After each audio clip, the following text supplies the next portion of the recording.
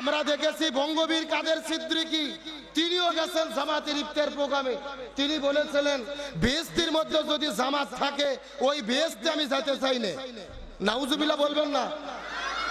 মানে জামাতের প্রতি তার এত হিংসা, এত ঘৃণা, বলছে যেই বেহেশতে জামাত থাকবে ওই বেহেশতেও আমি যেতে চাই না। অথচ তিনি ইফতার প্রোগ্রামে গেছে। আমরা কাদের সিদ্দিকীকে বলতে চাই, আপনি বেহেশতে যেতে চান না, ইফতার মাহফিলে গেলেন আপনার কোন মুখ নিয়ে? তার মানে বোঝা যায় এদের কথার সঙ্গে কাজের কোনো মিল। আজকে যেই সংগঠনটি ইফতার আয়োজন করেছে নাম কি? বাংলাদেশ জামাত ইসলামী। তাহলে জামাত ইসলামের যদি ইফতার প্রোগ্রাম হয় জামাতের মতোই হতে হবে। কথা বল না কে? আমরা বাংলাদেশের বিভিন্ন দলের ইফতার প্রোগ্রাম দেখেছি, ওই জায়গার ভেতরে ইফতারের প্যাকেট নিয়ে মারামারি হয়। কথা কন? তারা ওই ইফতারের প্যাকেট নিয়ে মারামারি করে, একজন আর ঘাড়ের উপরে ফিকে দেয়, আর একজন আর একজনের মাথার উপরে ফিকে দেয়। গত 3 দিন আগে দেখলাম এক ইফতার মাহফিলে এরকম টেবিলের উপরে কয়েকশো প্যাকেট রেখেছে, 10 সেকেন্ডের ভেতরে সব ইফতারের প্যাকেট ওখান থেকে আউট হয়ে চলে গেল। 2 গ্রুপের মারামারি। এখন তাদের মতো যদি আমরা করি এটা কি জামাতের সঙ্গে যায়? কথা বলেন যায়? এর জন্য অনুরোধ করে বলতেছি, আজকে জামাত ইসলামের ইফতার প্রোগ্রাম একজনও ধরে থাকতে পারবেন না। যে যেখানে দাঁড়িয়ে আছেন 5 সেকেন্ডের মধ্যে বসেন। এই যারা বাম পাশে আছেন ভেতরে ঢোকেন তো দেখি, যারা যেখানে আছেন বসে পড়বেন। আজকে শেরপুর থানাকে প্রমাণ করতে হবে অন্যান্য সংগঠনের মতো বাংলাদেশ জামাত ইসলাম না। জামাত ইসলাম মানে হলো আইন শৃঙ্খলা মেনে চলা, ভদ্রতার সঙ্গে প্রোগ্রাম করা। আমরা দেখেছি বাংলাদেশ জামাত ইসলামী গত 3 দিন আগে ঢাকাতে সিলমৈত্রী সম্মেলনে এমন একটা ইফতার প্রোগ্রাম করেছেন, যে ইফতার প্রোগ্রাম করে তারা চমক দেখিয়ে দিয়েছে। আমিরে জামাত doctor Shafiqur Rahman chief guest ছিলেন, অথচ বাংলাদেশের সব বড় বড় রাজনৈতিক দলের নেতা কর্মীদের দাওয়াত দিয়ে তিনি নিজে ইফতার বিতরণ করতেছেন। আল্লাহু আকবার বলেন। এটাই হলো বাংলাদেশ জামাত ইসলামের সৌন্দর্য।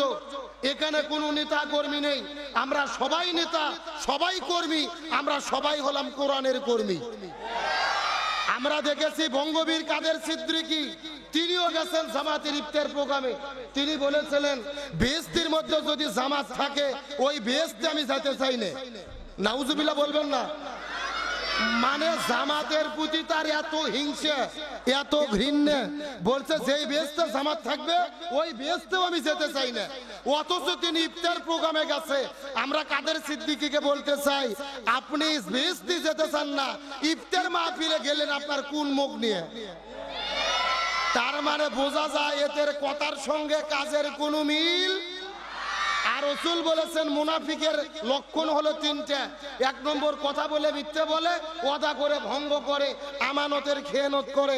আমি মনে করি বঙ্গবীর কাদের সিদ্দিকী জামাত ইসলামের ইফতার প্রোগ্রামে যাওয়ার মাধ্যমে জামাত ইসলামের নৈতিক বিজয় হয়েছে, আর কাদের সিদ্দিকী পরাজয় বরণ করেছে। তার মানে বোঝা যায় এরা হলো পল্টিবাজ গাদ্দার নেতা। এরা সুযোগ সন্ধানী, নিজেদের সুবিধার হাসিলের জন্য বক্তব্য দেয়, আবার দূরে সরে দাঁড়ায়। তবে আমরা বলতে চাই ইফতার প্রোগ্রাম সমস্ত দল মতের ঊর্ধ্বে, এটা হলো ধর্মীয় প্রোগ্রাম। সব দলের লোক এখানে আসতে পারবে কি পারবে না? তবে আমরা বলতে চাই যে বঙ্গবীর কাদের সিদ্দিকী শাহবাগের গণজাগরণ মঞ্চে দাঁড়িয়ে আল্লামা সাঈদীর ফাঁসি চেয়েছিল, জামাত ইসলামের নেতৃবৃন্দুর ফাঁসি চেয়েছিল, তাকে ইফতার মাহফিলে দাওয়াত দেন আপত্তি নেই। তবে তাকে কাছে ডেকে অতিরঞ্জিত করে, হাসি ঠাট্টা করে, সেলফি উঠাইয়া যেই অতিরঞ্জিত করেছে, এটাও ইমানদার মুসলমানদের কলিজায় আঘাত লেগেছে। সুতরাং আমাদের ব্যবহারের ক্ষেত্রে সচেতন হওয়ার দরকার আছে না নাই? আছেন। সময় কম, ভূমিকায় যেহেতু এই কথাটা আমি বললাম, জামাত ইসলামের ইফতার প্রোগ্রাম প্রমাণ দেব। আসেন আমি আপনাদের মূল কথা বলি। রমজান এসেছে শুধু রোজা রাখার জন্য নয়, রমজান এসেছে এই জমিনের ভেতরে কোরআনকে বিজয়ী করার জন্য। জোরে বলেন, কাকে বিজয় করার জন্য? লক্ষ্য করুন, রমজান মাসে আমার নবীজি 16 দিন রোজা রেখেছে। জোরে বলেন কয়দিন? 17 17ই রমজান সকালবেলা নবীজি রোজা ভেঙে ফেললেন, খেজুর খাইলেন, পানি খাইলেন, সাহাবীদেরকে বললেন তোমরাও রোজা ভেঙে ফেলো। সাহাবীরা বলতেছে ইয়া রাসূলুল্লাহ, এটা আপনি কেমন কথা বললেন? আপনি না 3 দিন আগে ওয়াজ করেছেন একটা রোজার এত দাম, ইচ্ছে করে যদি কেউ একটা রোজা ছেড়ে দেয় লাগাতার 60টা রোজা রাখতে হবে, আবার যদি একটা রোজা ছেড়ে দেয় আবার লাগাতার 60টা রোজা রাখতে হবে, আপনি কেন রোজা ছাড়তে বললেন? রাসূল বলতেছে বেশি বোঝার চেষ্টা করো না। ওয়ামা আতাকুমুর রাসূলু ফাখুযুহু ওয়ামা নাহাকুম আনহু ফান্তাহু। আমি নবী যা বলেছি তা তোমরা করো, যা করতে নিষেধ করেছি তা থেকে দূরে থাকো।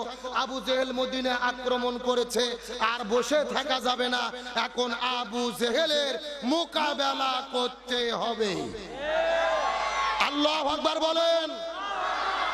তার মানে বোঝা গেল রোজা রাখা ইবাদত, কিন্তু রোজার চাইতেও দামি ইবাদত হলো এই জমিনের ভেতরে কোরআন বিজয়ের আন্দোলন করা। গভীর মনোযোগ লক্ষ্য করুন, আল্লাহ তাআলা সূরা বাকারার মধ্যে রোজাকে ফরজ করেছেন। একই সূরার ভেতরে একই কায়দায় আল্লাহ 3টে হুকুম করেছেন। চিৎকার করে বলেন কয়টা? 1 নম্বর কুতিবা আলাইকুমুস সিয়াম, রমজান মাসে রোজা ফরজ করলাম, রোজা রাখো। 2 নম্বর কুতিবা আলাইকুমুল কিতাল, জিহাদ ফরজ করলাম, এই জমিনে জালেমের জুলুমের মোকাবেলা করো, দ্বীন কায়েমের জন্য জিহাদ করো। 3 নম্বর কুতিবা আলাইকুমুল কিসাস, হাতের পরিবর্তে হাত, পায়ের পরিবর্তে পা, চোখের পরিবর্তে চোখ, কোরআনের বিধান দিয়ে বিচার করতে হবে। কার কথা?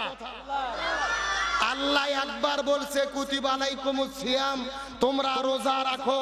আমরা 60 বছর ধরে রোজা রাখি, প্রত্যেক বছর 1 মাস ধরে রোজা রাখি, অথচ কুতিবা আলাইকুমুল কিতাল, এই জমিনে জিহাদ করতে হবে, এটা বললে অনেকে শরীরের চুলকনি শুরু হয়।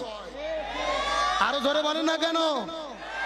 তার মানে বোঝা যায় এদের কাছে রোজা ভালো লাগে, খুরমা খেজুর ভালো লাগে, আজোয়া খেজুর ভালো লাগে, মরিয়ম ভালো লাগে, কিন্তু জালেমের জুলুমের মোকাবেলা ভালো লাগে না। গভীর মনোযোগ ভালো করে বোঝার চেষ্টা করেন। হযরত আব্দুল্লাহ ইবনে আব্বাস, হযরত আব্দুল্লাহ ইবনে মাসউদ রাদিয়াল্লাহু তাআলা আনহুমা দুইজনে মিলে একত্রিতভাবে একটা ফতোয়া দিয়েছে। তারা বলেছেন একই কোরআনের ভেতরে, একই সূরার ভেতরে, একই জায়গার ভেতরে, একই কায়দায় যদি 2টা বিধান থাকে, কেউ যদি একটা বিধান মানে আর একটা বিধান না মানে, উভয় বিধানটি সে মানেনি বলে গণ্য হবে। গভীর মনোযোগ ভালো করে বোঝেন। আল্লাহ বলছে আল্লাহ বলছেন আকিমুস সালাহ ওয়া আতুজ যাকাত, নামাজ কায়েম করো, যাকাত প্রদান করো। আপনি 40 বছর ধরে নামাজ পড়েন, অথচ আল্লাহর রহমতে একদিনও যাকাত দেননি, তার মানে আপনি নামাজও পড়েননি। আপনার নামাজের 4 আনা পয়সার দাম আল্লাহর কাছে নাই। কথা কি ক্লিয়ার না ভেজাল আছে? আল্লাহ বলছেন কুতিবা আলাইকুমুস সিয়াম কুতিবা আলাইকুমুল কিতাল, রোজা রাখো, জিহাদ করো, দ্বীন কায়েমের আন্দোলন করো। আপনি রোজা রেখেছেন, জিহাদ করেননি, দ্বীন কায়েমের আন্দোলন করেননি, তার মানে আপনার রোজা কর্তা নদীতে ভাসে চলে যাবে, আপনার রোজা দিয়ে জীবনের গুনাহ মাফ হবে না। আমার কথা কি বোঝা যায়?